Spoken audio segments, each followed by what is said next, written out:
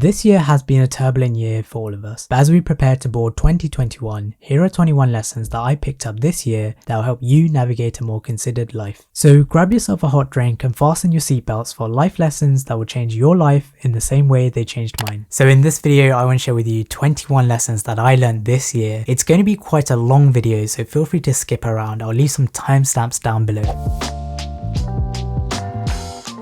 So the first concept is the idea of the flywheel. This is that if you want to gain momentum in anything that you're doing, you can't sort of expect that after just one repetition or one attempt, because that's not how things work. But over time, if you put in many repetitions and you keep hacking away at whatever you're doing, then eventually over time that flywheel is going to start rotating more and more until there's a breakthrough point at which the flywheel will sustain itself, and that's when you have a lot of momentum on your side and you can just keep going with that momentum.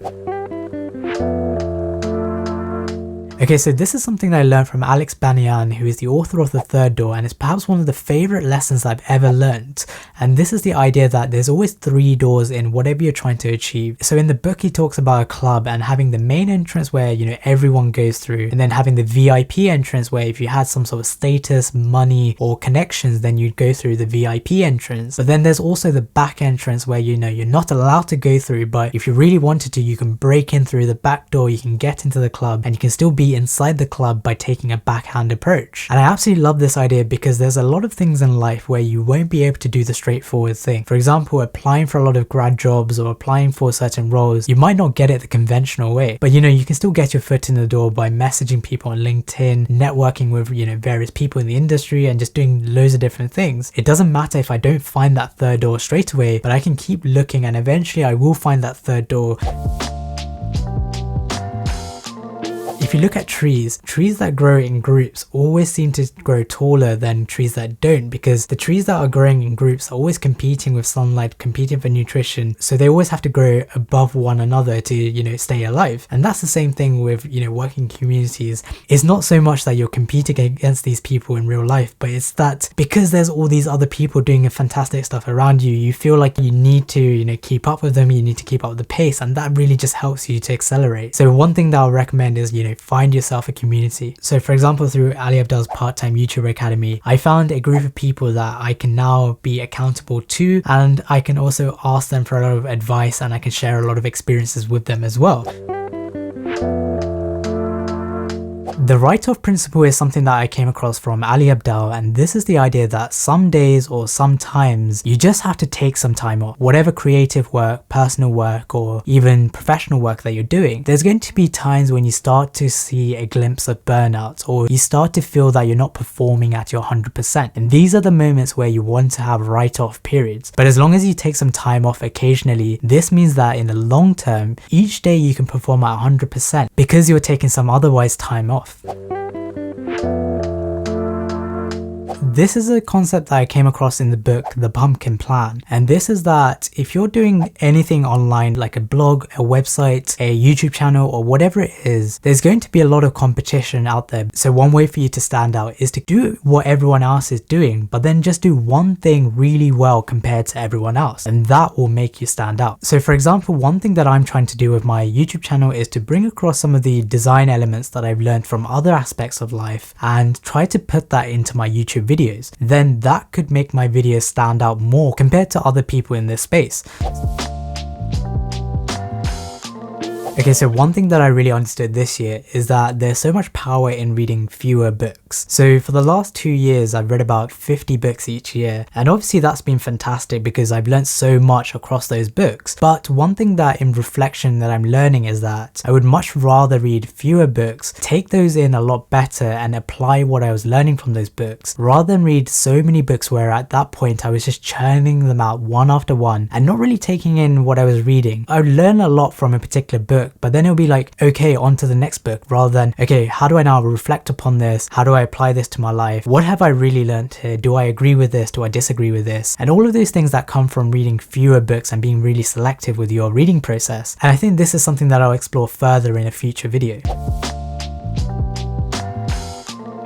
Ikigai quite simply is the word that means a reason for being. And this is something that I learned this year from a book that a very close friend recommended to me. And this is that, you know, everyone in life has a reason for being there, and it's up to us to find that vocation, that mission, that profession, whatever it is. Although the principle itself is that, you know, there's this one thing that we can find, what I understood from it is that, you know, there's actually 2 or 3 things that we can find. For example, for me, I want to help patients, I want to use my medical knowledge to help other people, and I also really enjoy doing stuff online. So I've joined those 2 things together. Now at this point, I feel like everything that I'm doing just feels right, and I feel like I have the right combination of things that I'm doing. But that process can mold over time. I might reflect in a year's time and realize that there's something else that I really enjoy.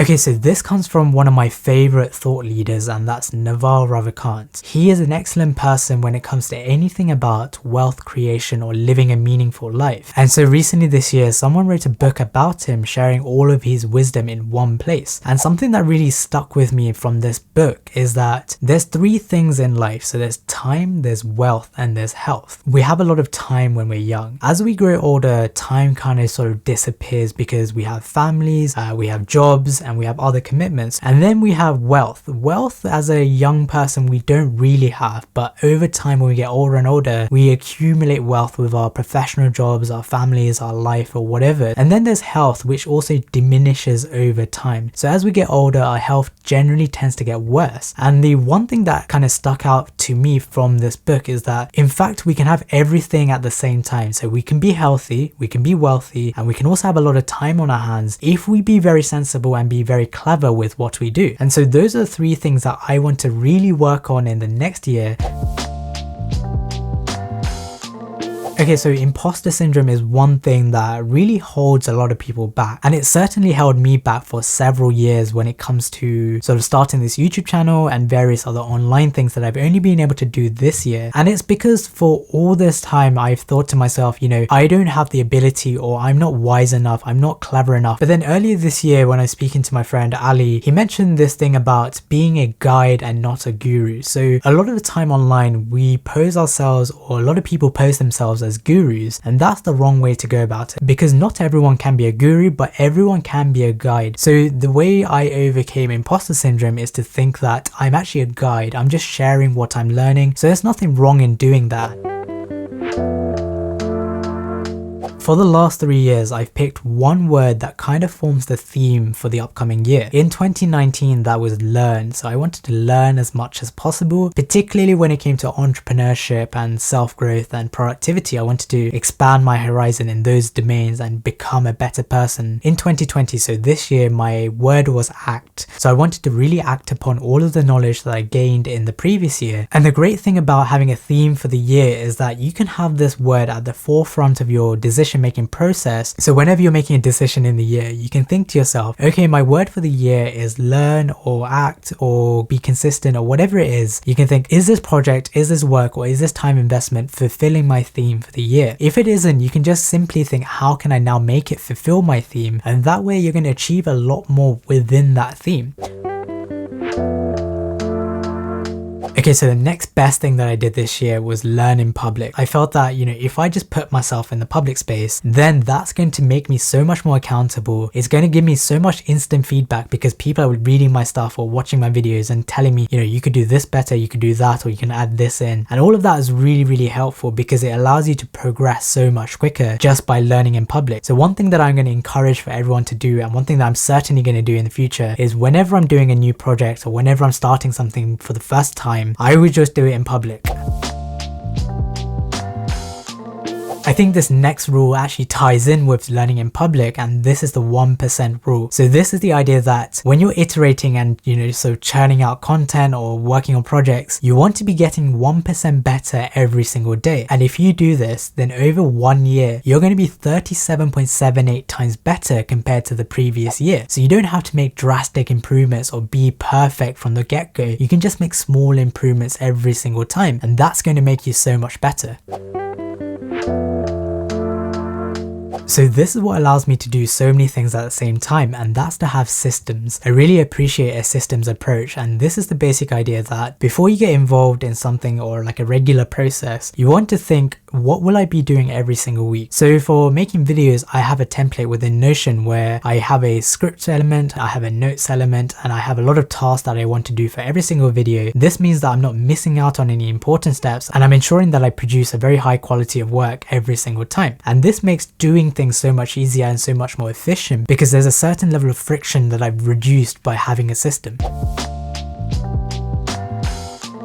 Now, I don't like to set goals very explicitly, and this is because if you consider like a marathon or a 100-meter race, everyone will have the same goal, which is to, get the gold medal or come first place. But not everyone will have the same system, the same approach, or the same habits. So for example, Usain Bolt might have trained in a certain way that enabled him to, win the 100 meters several times over. And so this is where habits are so much better than goals. Every goal, in my opinion, will have a habit that will lead you to that goal. So for example, if I wanted to be successful on YouTube, yes, I could have the goal of getting 100k subscribers or 250k subscribers, but I'm not going to get there just by saying, I want 100k subscribers. The way I'm going to get there is by making one video every week or being very consistent in what I'm doing.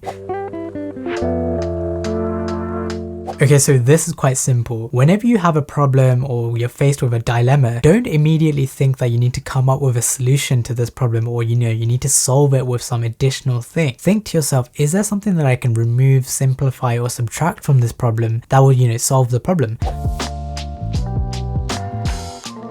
Okay, so this is really short again. Growth always happens out of your comfort zone. So whenever you want to do something, learn something new, or develop yourself as a better person, that isn't going to happen in your comfort zone. So yeah, that's really easy for me to say. But one thing that I will say with stepping out of your comfort zone is don't do it all in one go. But once you try it and once you step out of your comfort zone in whatever you're trying to do, you'll very quickly realize the power of just stepping out of your comfort zone.